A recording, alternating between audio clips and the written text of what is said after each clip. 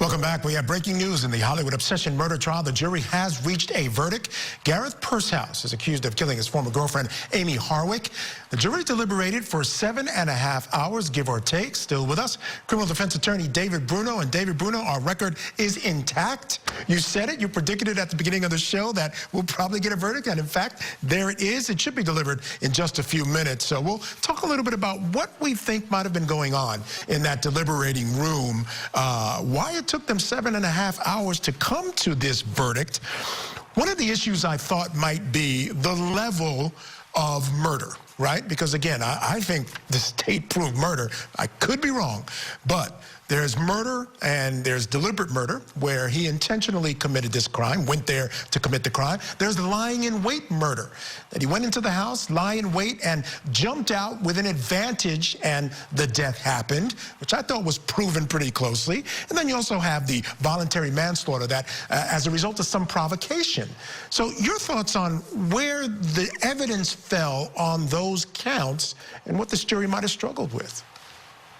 Yeah, you said it exactly. I think that, well, let's not forget, too, proof beyond reasonable doubt, sky high, ultimate burden through all of our courts across the United States. So the jurors have an awesome responsibility when a defendant is presumed innocent and the government brings a case like this, serious case like murder, and then you have those varying different levels of culpability. They take their job very seriously, and that's probably what happened here. You had somebody that was really holding the government to their burden of proof. And in that jury room, once you get people in the majority, as I said before, well, they become the voice of the prosecutor. So then they start putting some pressure on the holdouts. And that's probably what we saw when they asked for the electronic evidence. And that's, to your point, when they withdrew that request, they had resolved whatever dispute that they had, factually probably. So with that being said, the defense attorney did a good job, I think, on the DNA on the handle as well. And if you recall, Michael, when we were watching this together, I had a problem with that lay opinion testimony of the roommate about hearing strangulation, right? Because that's part of the state's evidence, is that there was some evidence of strangulation, although she died from blunt force trauma, right? So, and think about that. If you could prove strangulation, you could prove essentially that there was some sort of intent, and then it goes to what happened later. So I think the state was strong there. The defense was strong on the lack of DNA evidence from the defendant on those door handles. But at the same time, this defendant shouldn't have been in the residence, period. There was a protective order. Then you throw in the syringe with the nicotine of a lethal dose.